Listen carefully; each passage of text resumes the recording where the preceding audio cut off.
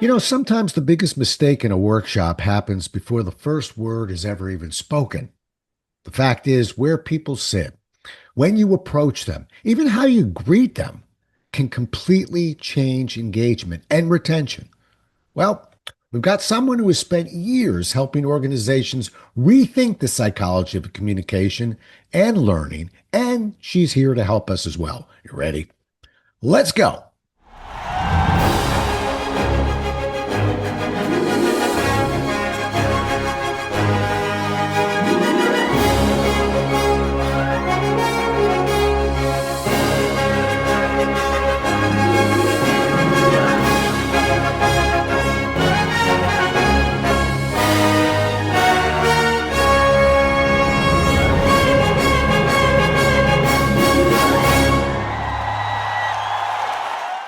Today's guest, Lois Baynham, is the founder of Unlabelled and Limitless, exploring why modern work quietly breaks people.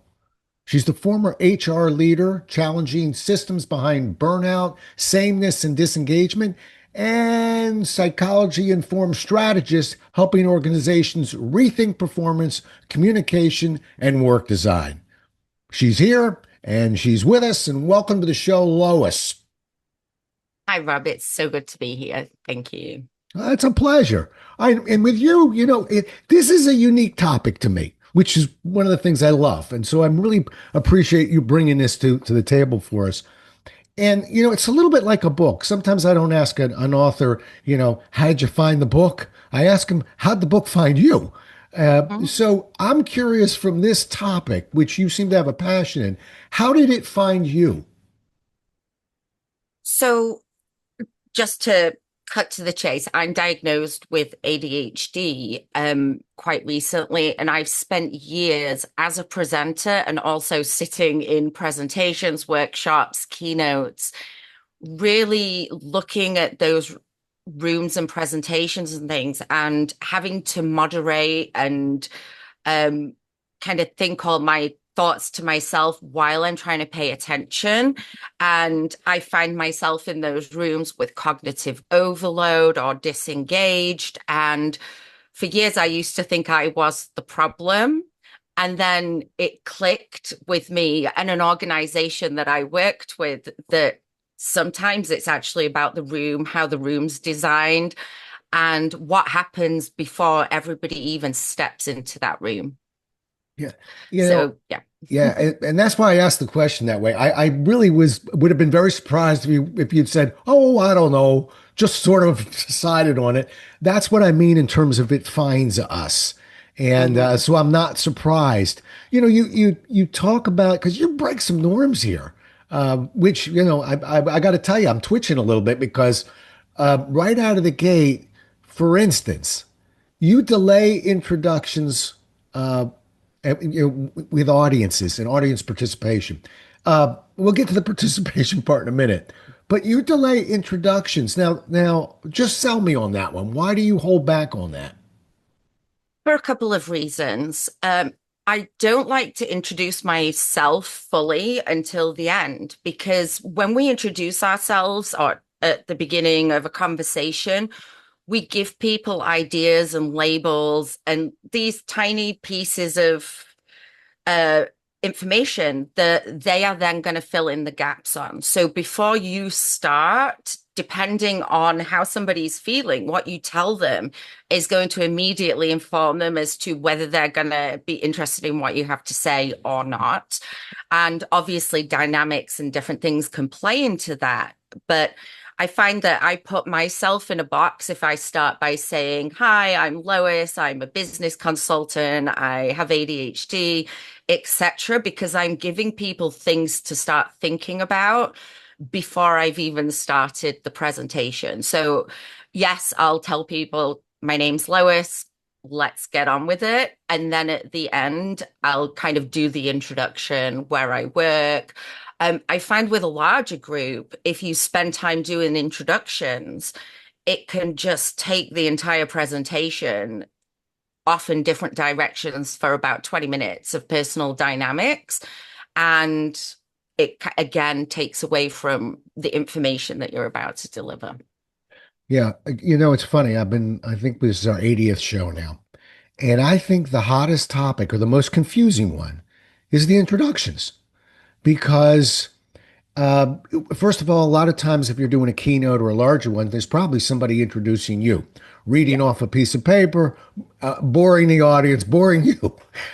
So that's not really working all that well, and we have to kind of fiddle with that. And then we get up and basically duplicate it or get very lengthy in our story. But where I'm pushing you a little bit is a slight introduction. In other words, other than "Hi, I'm Lois." Now, what is audience engagement? Okay. It may be just a couple of sentences. Work with this, done that, but let's get at engagement. In other words, something to sell that audience on you. Can I meet you in the middle? Just a couple sentences. Absolutely. The last workshop I delivered, I started my presentation by saying, I'm not going to introduce myself. My name's Lois. It's a label. And my company is Unlabelled and Limitless. So we're going to explore what names, what labels, and all of those things do. And you'll learn more about me as we go along. Yeah. So I do kind of meet them there a little bit, but again, it's more of a let's get right into this and let's do what we're here to do. Yeah. Ironically, I think, and I've been podcasting now for, I think 7 years. Got about 600 of them under my belt. Yay for me. I will tell you, the biggest challenge I've had as a podcast host are the introductions. How long is that audience actually going to sit put before we get to talking about the content? And yet I do you a disservice if I don't tell people who you are. And so you can see that this is a Yeah. dance and it's a tough dance. So I got where you're coming from. Now help me on part two. You hold back on the audience participation a bit as well, if I've got that right. In other words, we don't, some speakers will, including me, occasionally, will create some sort of activity right out of the gate, just almost to just grab the audience. Uh, you pushing back on that a little bit? Yes, a little bit. Good. Again, it's kind of like introductions and being neurodivergent. I hear this in my echo chambers a lot. The thing that neurodivergent people hate the most next to introductions are icebreakers because it's kind of forcing you into this weird, awkward situation with other people before you get started, right? And the idea of an icebreaker is to create bonding, help you get to learn a little bit about the people that you're sitting with, and help everybody relax. But I find that quite often it has the opposite effect because what people are carrying into that room before they sit down again impacts on the icebreaker, it impacts on the introductions. And I know we're going to get into this shortly, but the shape of the room also plays into that. So I find having an icebreaker around the 45-minute mark where people have been engaged in the material. You've hopefully brought them along for a journey. They understand up to this point. Now let's do an activity that builds on what we've just learned. And because I have a psychology background and I have attention deficit disorder, attention is something that interests me greatly. And the average human has about 45 minutes of attention, like really good attention. So if we want somebody to sit for 90 minutes and continually learn, I find it's better to do that icebreaker or that activity in the middle because you've kind of set expectations. People are already feeling more comfortable with you as a presenter and what you might be asking them to do. And then you can kind of create that togetherness when those defenses are already down a little bit. Good. And by And the it way, also wakes everybody up, right? You're yes, waking yes. them up at the beginning rather Yeah, than in yeah. the middle. So, Yeah. And I want you to know something, Lois. I sincerely appreciate you disagreeing with me here, on times, because I'm talking to a subject matter expert, right? Remember, I don't have those issues, so I don't see those issues. So it's really valuable, not just for me, but for this audience to hear that not only are we hearing from a different type of audience member, but you're not exactly an anomaly. Okay. I don't think you're the only one out there. So Yeah. I sincerely appreciate it. I will tell you one thing that I used to do at Xerox, and I thought it helped a little bit. We did our icebreakers. I was coming from a corporate curriculum. We couldn't decide. I'd like to hold it for about an hour and a half. But what I did was, way back when, I had a little cassette recorder. I had it from The King and I, Getting to Know You music. Okay. That getting to know you. It was, Yeah. very prim and proper. And yet it took an anxious audience and just made them smile a bit. So it eased them into that icebreaker. Plus, I'm not real big on the showy icebreakers where stand up and do this and tell us that. Hmm. So I think just easing off on the questions a little bit, but that was my crude attempt, I guess, to at least soften up, something that isn't anxious for me. I'm doing this for a living. Yeah. Anxious for the audience. Yeah, and I've definitely seen occasions where you walk in and there's music playing that definitely helps to bring that mood, and there's science behind that too, right? And the King and I, yeah, you said the King and I, right? Getting Not the to Sound know of you from Music. the King and Getting to I. know you, Yeah. yeah.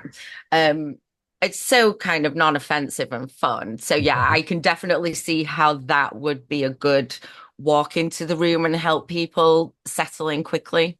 Yeah.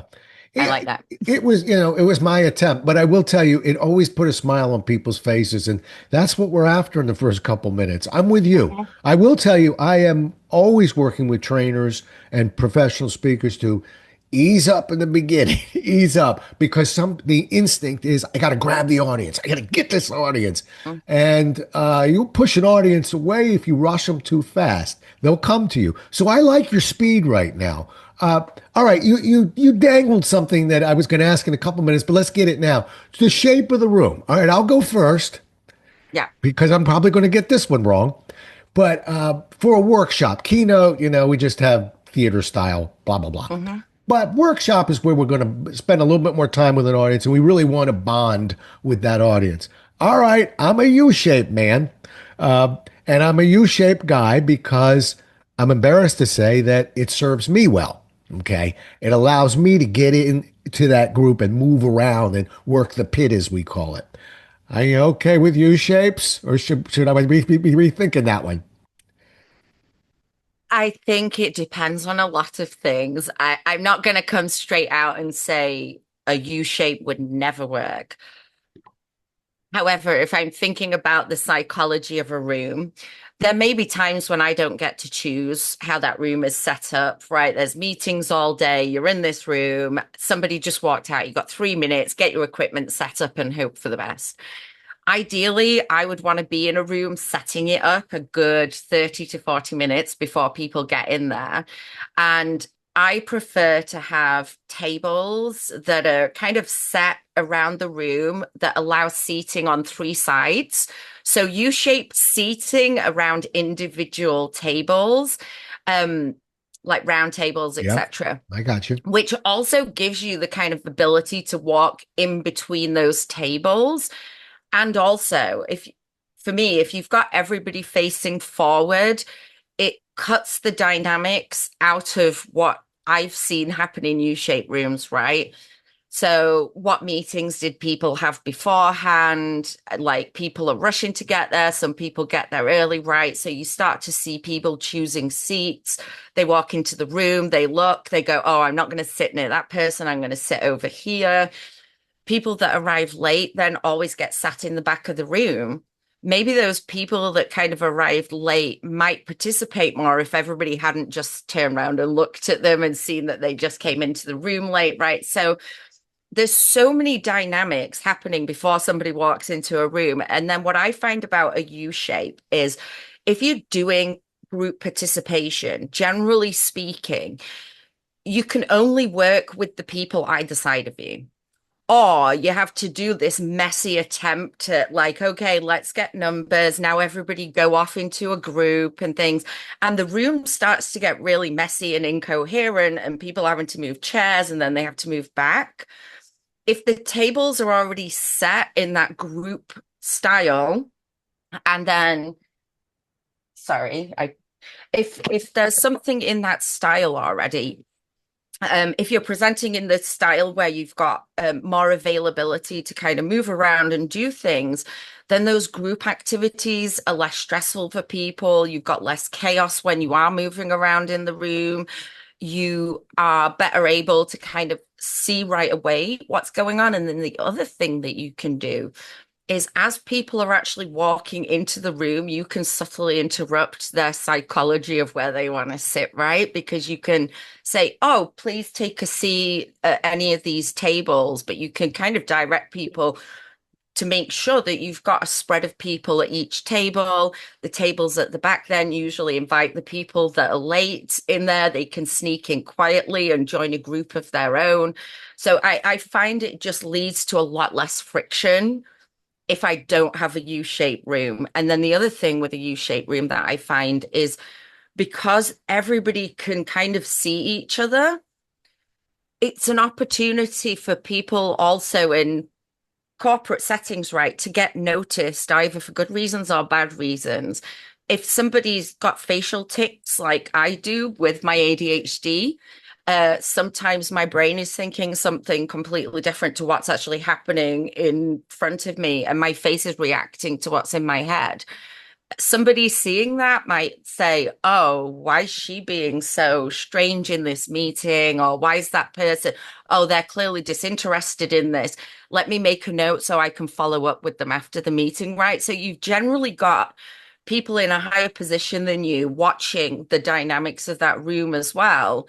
And I've seen after presentations and meetings and things, people come out and be like, wow, that was great. We want to work with you to elevate you to do more of this. Or, and as a manager, I've had those calls. Hey, your employee was in this meeting and they look completely disinterested. They weren't participating, blah, blah, blah.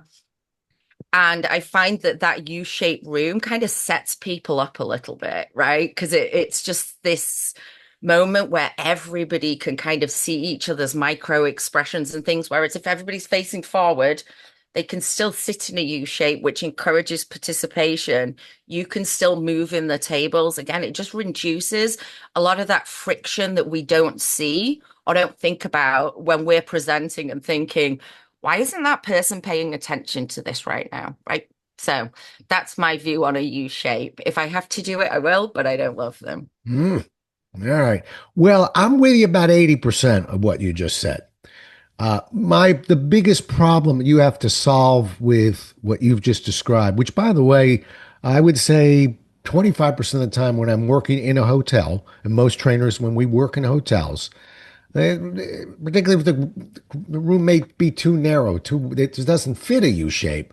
The first move they make are those small round tables with 3 or 4 people, just as you described it, nobody with their back to the front. But the part that I still not convinced that you've solved, and you solved a lot, is having people have to turn around to hear what's being said. I like when everybody can see what's being said. I'm almost a contrarian to what you just mentioned, which is, I, and I hope this doesn't sound insensitive. I want everybody to be seen by everybody, and maybe that will help somebody put the iPhone down, or something, and pay attention. So, and maybe I'm old school on this one. So, worked many rooms like you've described, and quite frankly, they worked okay because when they're in those small tables, we as trainers can still wander around. Like, it's not a clean pit, but it's pittish. It's close. Yeah. But I want people to see and engage, and I worry that they're not going to actually crank around to see what's going on. Am I bad? I mean, are you okay with that? No, no, absolutely. And that's great feedback, right? Because that's something that I'm going to look at the next time I'm in a room and say, oh, maybe I need to have a microphone available to pass around so everybody can hear. In terms of the turning round, like absolutely, I get that. It's a little bit of a turnaround, but it's all, you can Yeah. do that from your Yeah. seat instead of walking. Right. Right. Um, something else you just said. Oh, about everybody being able to see. I do think that there is a time and a place for a U-shaped room, and Mhm. U-shaped rooms are great for large meetings Right. where you have somebody at the front that is leading maybe a sales meeting or something like that, right? And you've got all of your team in there and you're sharing ideas and things like that. Everybody kind of knows each other. I think a U-shaped room is great for that. And I used to go to meetings that we would do that in the U shape so that we could see each other participate, share ideas, etc. Because I think there was about 70 or 80 of us that used to have to go to that meeting. So it was having to fit a lot of people in as well. Yeah. How? So now talk to me about the number you got there because the one of the deficiencies and weaknesses of a U-shaped room is when the audience gets big. I actually did a U-shaped room once with I think 60 people in it. You should have seen the size of that U. It was enormous, and so usually, the hard fast rule for corporate training typically is 20. We set that number for a bunch of reasons. Probably the biggest reason, which is if there are any group exercises, small group case studies, role plays in particular, that's a lot. We could have 7 different groups we're trying to watch, so we got to put a limit on it. But when you said a big meeting in a U shape, how many people were you talking about? Thinking about in your head there? So I would say probably about 60 or 70 Wow, and you can get them in a because U?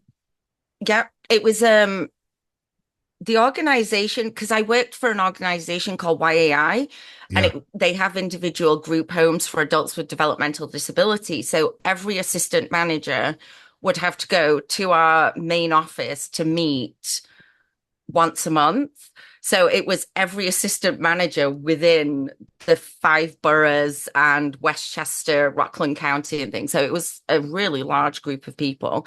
And the meetings were, we knew exactly what the meetings were about. The morning was announcements and things that we needed to know, company policy changes, etc. And then the after the break, we would do interactive training, we would do presentations to each other and things like that. And that was always in the U-shaped room. Okay. But what I will say then is because we had regions, you would find all of the people from Long Island sat right at the front, and right at the back, it was the people from the Bronx, a couple of us from Westchester, because we were like, some of the Westchester was somewhere in the middle, and then we were at the back. And then the Brooklyn crew would sit with us, and then the Queens crew sat with the Long Island crew. So even that U-shaped room had its dynamics that just repeated over and over and over again. You could predict exactly where people wanted to get sat, and you could predict who was going to get promoted based on where they were sat and how much they engaged in those meetings. So uh, pluses and minuses, right? So Right. I think I've got a little bit of trauma from those U-shaped rooms I as was well because I've just seen gonna those say, dynamics happening. as a psychiatrist, I've now figured out your hatred of U-shaped rooms because 60 in a U shape where we're all watching each other and management's there, I'd hate U-shaped rooms too. But when we're at 20, and a lot of times management isn't in the workshops. I want them in the workshops, but they're not on that U. So there's a little bit more privacy, but I'm smiling while you were talking. I'm like, oh my goodness, you used the word. I was like, no wonder I'd be traumatized as well with 60 people. Remember, I did it as a trainer, and I thought it was a bit much. Let's put it that Hmm. way. I think I lost a couple pounds because I was running a lot. Because just to go out and talk to somebody, then get back to the flip chart. If I walked, it could take me a minute. But all right, now I'm It starting to was. see. Yeah, You just reminded me it was back in the day as well of flip charts and overhead yeah, projectors. So yeah, when you get up to give a presentation, you'd have your overhead projector sheet, you'd have right, drawn on it and things. It'd be like, yeah. So yeah, I presented in those rooms too, but again, it's traumatizing, right. right? We got to figure get you a little more therapy on that one. Okay. All right. Uh, Quick question, because I've dealt with companies. A classic was CalFed Bank. I think it was CalFed and Norwest Bank at one point. Both clients of mine merged. And so we would do these classes. So I had Californians and people from like Minnesota, Wisconsin, okay, Midwesterners. You know what happened when they walked in the room, all right? They all, Mhm. just like you said, they clustered. We would intentionally print out name cards and set the seating. Personally, I don't like doing it, but Right. in that scenario, we did it. How are you about assigning seats so that they don't go to the familiar spots and meet the other people we want them to meet in that meeting? I think in that scenario, it's good because you're already preempting what's going to happen, right? We know people like to cluster. You're from Wisconsin. Me too. Let's chat. Um, and then should we sit together? Should we do whatever? So I absolutely agree with it, in that sense. Um, Otherwise, I think just subtly using body language is really effective if you want to direct people places, right? Because like we have these micro movements and expressions and things, but you can say a lot with a hand gesture, right? It's somebody walks into the room, oh, please take a seat. Some next person, oh, take a seat, right? And they're gonna follow whichever way you're pointing them to. So you could kind of direct them like air traffic. It's not an exact science to do that. But there's certainly little ways that you can interrupt where somebody's going to sit, or you could say, oh, hey, it's looking a bit empty over here. Would you mind just sitting over here so we can start filling up, etc. But yeah, in a situation where you need to force people to meet, I don't mind that. Yeah, and I cherry picked that example of really we had to do it, but I think we're lined up on this one, Lois. I am not a fan of it. In other words, I'd really prefer not to do it because the first move we have to make, and I'm talking workshops. We're going to be here at minimum a half a day, maybe a day. A lot of my workshops were 2 day workshops. I want the group to buy. I want them to feel comfortable. Let's make the first hour just you got off the plane. Oh, you don't know what's coming. Let's just get everybody relaxed before we do anything, and to immediately push them to people that they don't know. Not a fan. No, But two banks merging, and they want these people, these cultures to merge. We had no choice. But I'm with you. Normally, I would say let's avoid that, folks, when we can. Okay, another question for you, because I think there's a few ways to go on this one. I would love to hear your opinion. When you mentioned sort of like telling people, greeting people. There's an argument to be made that we don't greet people when they come in. To allow them to they're going to meet me for the next 16 hours. I want them to meet each other. So how much? And I'm not arguing one or the other. I'm just giving you the other side of it. Uh, what's your view on greeting people for a workshop? Okay, at the door, or really trying to bond with them before we get up to speak. um, I wouldn't necessarily greet people like a full greeting beforehand, personally. Again, I think it just really depends on the situation, right? Because you can have coffee set up. I've done workshops where it's like grab a coffee, grab a pastry and some fruit, find yourself a seat. Um, and you do find that some people will start talking to each other before you get in, especially the early arrivals. So it may be that you're in the position where you kind of are greeting certain people because they're there early. I wouldn't necessarily do that for everybody. If it was going to be a couple of days workshop, I think I would just do the same as normal. I'd do the first 45 minutes and then take that break and then get to the introductions and things. Yeah, Because it just kind of gives people their like clarity as well of what they're doing, why they're there, what they might learn, how the session's going to go, and then like a little bit about what it's about, and then let's do an activity, and then yeah, now we start to know each other. yeah. I'm with So you. I'd maybe do the introductions after that, if like in a longer workshop. Yeah. For me personally, I really I lean to the side of I actually don't need to greet them coming in. Again, I'm particularly when I'm there for a day or two working with them. I prefer I know it's a little uncomfortable, but I prefer them meeting each other. And so, like you, I'm there a minimum of an hour beforehand. We still get people coming in early, and it does kind of throw me off a little bit because I can't ignore you if you've walked in 45 Yeah, minutes early to this workshop. yeah. But in a perfect world, I like to set it up. I always have music going, and then I get out of the room and let them come in and just wander and look and explore and sit and then come in and do my thing. It's not a perfect science, but I feel like sometimes I'm talking to them and I'm keeping them from talking to each other, and so particularly with the lowest approach now of delaying the, dare I say, icebreaker, then I prefer them to chat a little bit. But that's me. How about breaks? I have an opinion on this. I'd love to hear yours. During the breaks, okay to engage then, privately, individually. If it is a quick question and it's related to something that was just presented and it's a quick answer, I don't mind that so much. What I would prefer to do in a break is make sure that I have what I need ready and everything's set for whatever's happening next. So I'd probably prefer to be a little bit more solitude, spend like a little bit more time in solitude on the break, just to make sure that everything's set up and we're good to go. Um,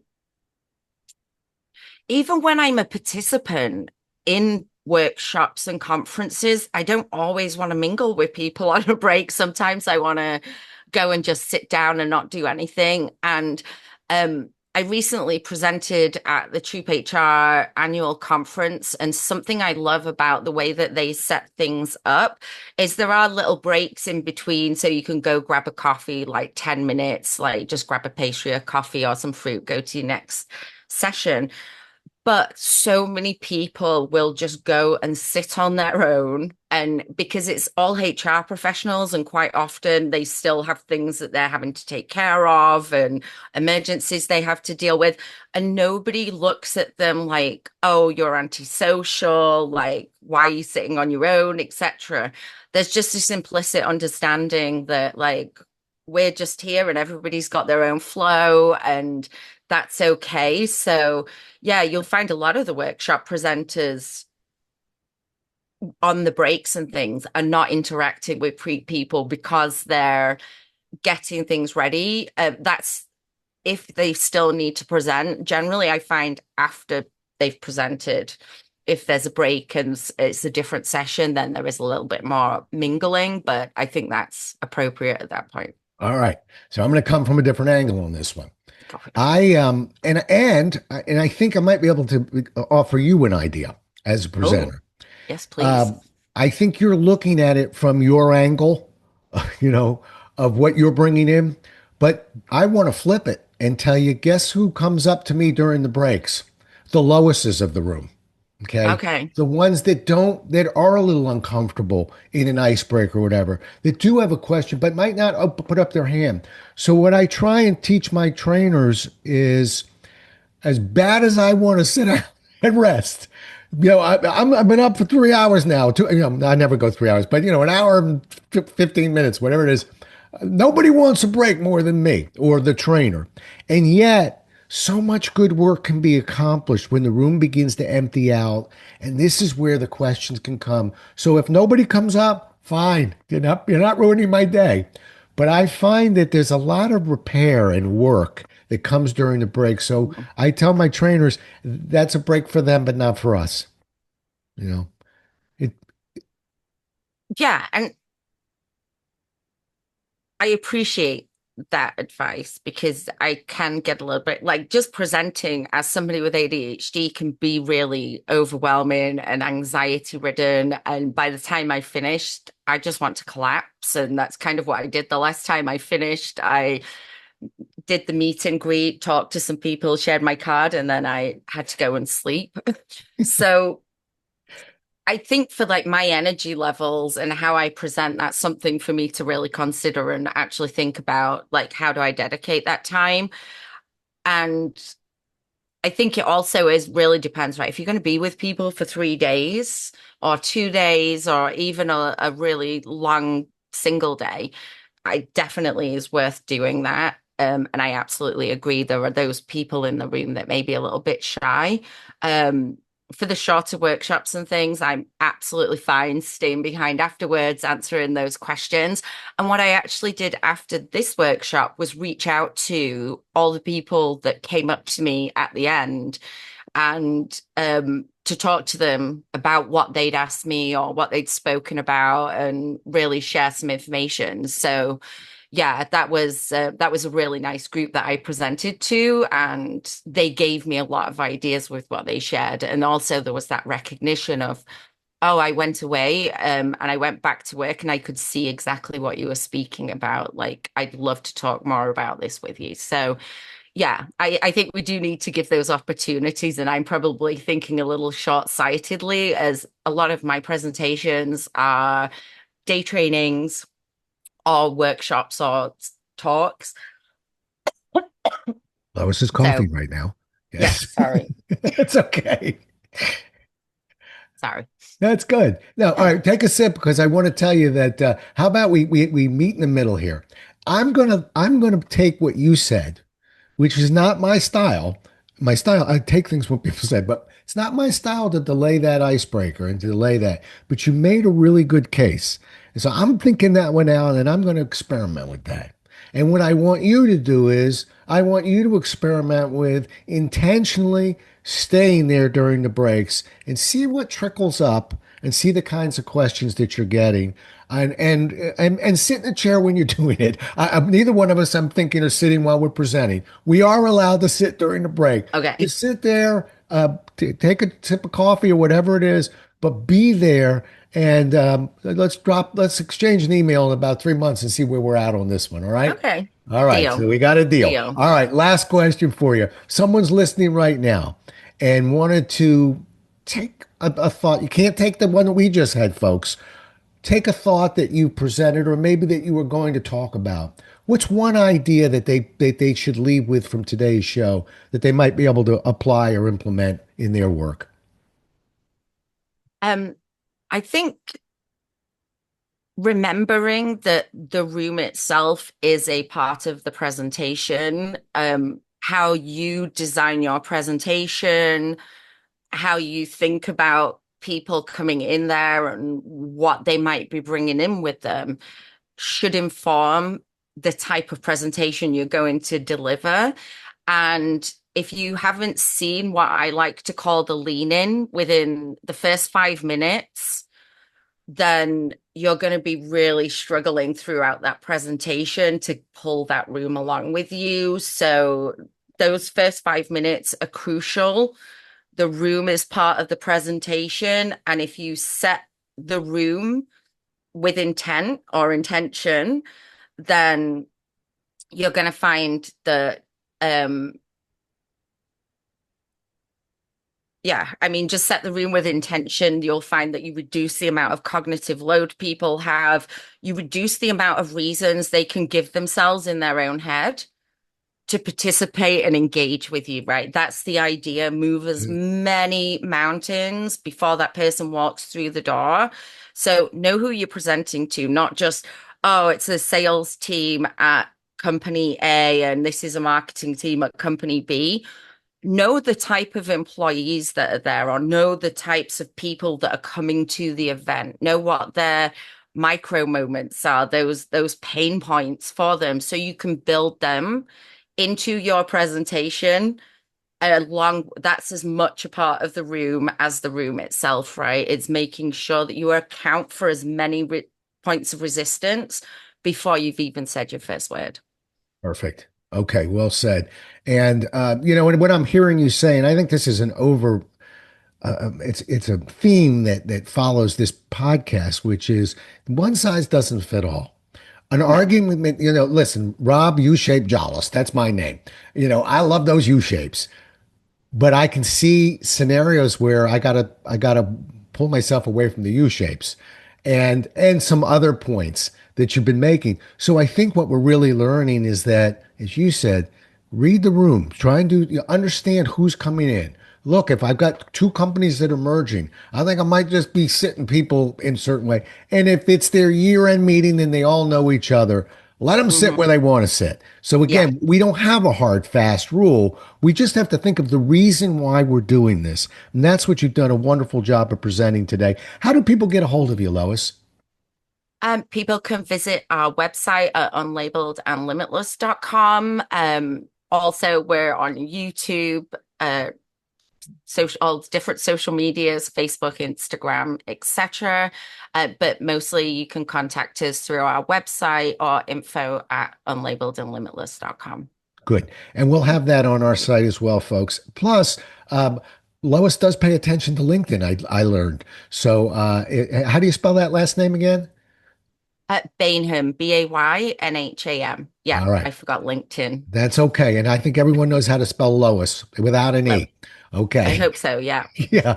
All right. Well, you'd be surprised. well, notice I immediately took the E out, and I'm sure there's a couple S's there. Lois, folks. All right. Love Thank talking you. to you. I hope we also worked a little trauma out of this for you. Yeah, I Took a hope little- so. Yeah, no, that was a moment, that was a therapy moment for me where yeah. I realized where I might have got my U-shaped trauma from. Right. It scared me, the story you were telling. Anyway, wonderful meeting you. Thanks so much. And a really unique and important topic. So thanks for sharing that today. Thank you so much, Rob. This has been a wonderful conversation. I appreciate that. Folks, we'll do as well as we can next time. Until then, stay safe. Thanks so much for listening. If you enjoyed today's show, please follow, rate, and review on Apple, Spotify, or wherever you listen. For more resources and to connect with Rob, visit thepresentationwhisperer.com.